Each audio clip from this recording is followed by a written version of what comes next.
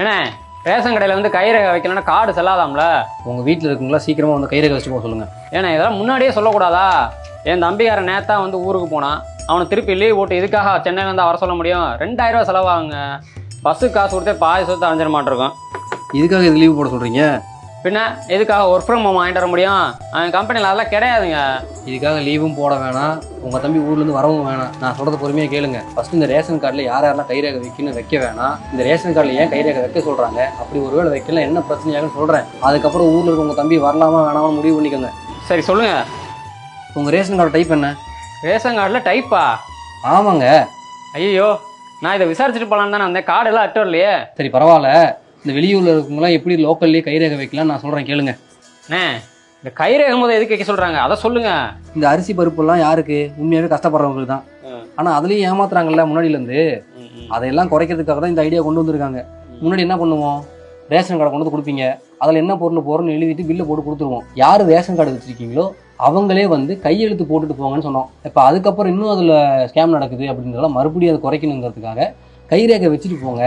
ஒரு டைமும் ரேஷன் கார்டில் பொருள் வாங்கும்போது அந்த ரேஷன் கார்டில் யார் பேர் இருக்கோ அவங்க தான் வரணும், அவங்க கைரேகை வச்சுட்டு தான் போகணும்னு கொண்டு வந்தோம். அதே மாதிரி இந்த ரூல்ஸை, அதாவது ரேஷன் கார்டில் யார் பேர்லாம் இருக்கோ அவங்கெல்லாம் கைரேகை வைக்கணும் அப்படிங்கிற ரூல்ஸ் ஏன் கொண்டு வந்தாங்கன்னா, கார்டில் நேம் மட்டும் இருக்கும் ஆனால் ஆள் இருக்க மாட்டாங்க. அது எப்படிண்ணே? கார்டில் நேம் இருக்கும், ஆள் மட்டும் எப்படி இல்லாமல் இருப்பாங்க? நம்ம ரேஷன் கார்டில் நம்ம பேர் மட்டுமா இருக்கும், தாத்தா பாட்டி பேர் இருக்கும். ஆமாம். அதாவது ஜாயின்ட் ஃபேமிலியாக இருந்தால் அவங்க பேர் இருக்கும். அப்படி இல்லை தனியாக இருக்காங்கன்னா அவங்களுக்கு தனியாக ஒரு கார்டு இருக்கும். ஆமாம். அவங்க ஒருவேளை வயசாகி இறந்து போயிட்டாலோ இல்லை குடும்ப பிரச்சனையில யாரோ ஒருத்தர் வீட்டை விட்டு போயிட்டாங்க, டிவோர்ஸ் வாங்கிட்டு போயிட்டாங்க அப்படின்னா அந்த கார்டில் அவங்க பேர் மட்டும்தான் இருக்கும் ஆனால் ஆள் இருக்க மாட்டாங்க. ஆனாலும் அதை ரெஜிஸ்டர் பண்ணாமல் அந்த பேருக்கும் பொருள் வாங்கிட்டு இருப்பாங்க சிலர். இந்த மாதிரிலாம் வாங்கக்கூடாது அப்படின்னு சொல்கிறதுக்காக தான் இந்த மாதிரி எல்லாத்தையும் கைரேகை சொல்கிறாங்க. அதுக்கு எதுக்கு எல்லாரையும் கைரேகை வைக்க சொல்லிட்டு இருக்காங்க? அட, இருக்கவங்களாம் கைரேகை வச்சிட்டா இல்லாதவங்களை ஈஸியாக கண்டுபிடிச்சிடலாம் பாருங்க. அதுக்கு தான் இப்படி ஒன்று இருக்கோ? சரி, என் தம்பியை வேற வர வேணான்னு சொல்லிட்டீங்க, அவன் எப்படி கைரேகை வைப்பான்? உங்கள் தம்பி எங்கே தங்கியிருக்காரோ அந்த ஏரியாவில் ஒரு ரேஷன் கடை இருக்கும். அங்கே போயிட்டு இப்படி நான் பயோமெட்ரிக், அதாவது கைரேகை ரெஜிஸ்டர் பண்ணணும் அப்படின்னு சொன்னாலே அவங்க மற்ற வேலையெல்லாம் பார்த்துப்பாங்க. அதுக்கு நீங்கள் என்ன பண்ணணும்னா, ஃபோனில் ரேஷன் கார்டு ஒரு ஃபோட்டோ எடுத்து வாட்ஸ்அப்பில் அனுப்பி விட்ருங்க. அதை கொண்டு போய் அங்கே காமிச்சாலே போதும். அவங்க அந்த ரேஷன் கார்டு நம்பரை வச்சு டைப் வச்சு என்ன பண்ணணுமோ பண்ணிப்பாங்க. 3 நிமிஷத்தில் வேலை முடிஞ்சிடும். அப்போ சொந்த ஊருக்கு போகாமே இருக்கிற இடத்துலயே ரேஷன் கடையில் போய் கைரேகை வச்சுக்கலாம். இது தெரியாம எல்லாரும் காசு செலவு வச்சுட்டு ஊருக்கு போய் கைரேகை வச்சுட்டு இருக்காங்களே.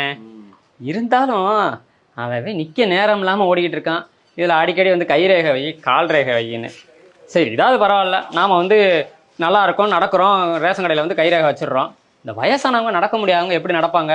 அவங்க எப்படி ரேஷன் கடையில் வந்து கைரேகை வைக்கிறது? அந்த மாதிரி யாராவது இருக்காங்கன்னா அந்த ஏரியாவில் இருக்க ரேஷன் கடையில் போய் இன்ஃபார்ம் பண்ணிட்டாலே போதும். அவங்க இந்த மாதிரி இருக்கவங்களுக்குலாம் இந்த பயோமெட்ரிக் மிஷின்லாம் தூக்கிட்டு போயிட்டு அவங்க வீட்லேயே அவங்க கைரேகை வச்சு எடுத்துட்டு வாங்கிட்டு வந்துடுவாங்க. ஓ, இப்படிலாம் பண்ணுறாங்களா? சரி, யாரெல்லாம் கைரேகை வைக்க தேவையில்லைண்ணே? இந்த ரேஷன் கார்டில் மொத்தம் 5 டைப் இருக்குது. PHH, PHHAAY, NPHH, NPHHS, NPHH, NC அப்படின்னு சொல்லிட்டு ஒரு 5 டைப் இருக்குது. இந்த 5 டைப்லையும் PHH, PHHAAY ஃபர்ஸ்ட் 2 சொன்னல, அவங்கெல்லாம் கம்பல்சரி கைரேகை வச்சு ஆகணும். அப்போ மற்றவங்களும் கைரேகை வைக்க தேவையில்லையா? அப்படி இல்லை, ஃபியூச்சரில் ஒரு வேளை அவங்களையும் கூப்பிட்டு கைரேகை வைக்க சொல்லிட்டா அப்போ எல்லாரும் கைரேகை வைக்கணும்னு சொல்லுங்க. அப்படியும் இல்லை. அட, சொல்கிறேன் கேளுங்க. இந்த NPHHலேயே NCன்னு லாஸ்ட்டாக ஒன்று சொன்னல, அவங்க என்ன பண்ணுவாங்கன்னா, இந்த மாதிரி ரேஷன் கார்டு வச்சிருக்குங்க எல்லாருமே அட்ரஸ் ப்ரூஃபுக்காக மட்டும் தான் வச்சிருப்பாங்க. அவங்க எந்த பொருள் வாங்க மாட்டாங்க. அதனால அவங்க கைரேகை வைக்கணும்னு அவசியம் இல்லை. ஓ, இதான் விஷயமா? ஆமாம். சரி, கடைசி வரைக்கும் கைரேகை வைக்கலன்னா ரேஷன் கார்டே செல்லாதுன்னு சொல்கிறாங்க. ரேஷன் கார்டு செல்லாமலாம் போகாதுங்க. இப்போ ஒருவேளை நீங்கள் கைரேகை வைக்கலன்னு வச்சுப்போம், இந்த பேர் மட்டும் தான் இந்த ரேஷன் கார்டில் இருக்கு போல, இப்படி ஒரு ஆள் இல்லையாட்டிருக்கு அப்படின்னு சொல்லிட்டு அந்த கார்டுக்கு எவ்வளோ பொருள் தருவாங்களோ அந்த பொருளோட குவான்டிட்டி குறைச்சிருவாங்க. நல்ல வேலை இந்த கைரேகை வைக்கிறத பற்றி டீட்டெயிலாக சொன்னீங்க. இது தெரியாமல் பதறி அடிச்சுட்டு போய் நான் வந்திருக்கேன். அப்போ நீங்கள் சொன்ன மாதிரி என் தம்பிக்கு ரேஷன் கார்டை ஃபோட்டோ எடுத்து அவன் இருக்கிற ஏரியாவில் உள்ள ரேஷன் கடையே கைரேகை வைக்க சொல்லிடுறேனே. ரொம்ப தேங்க்ஸ், வரேண்ணே. சொல்லுங்க, வாங்க. அண்ணே, என்னண்ணே வேணும்? ஒன்னும் இல்லைங்க, அரிசி வாங்க வந்தான். அதை இங்க வந்து பேச வேண்டியதானே, அங்கேயே நின்று பேசிக்கிறீங்க.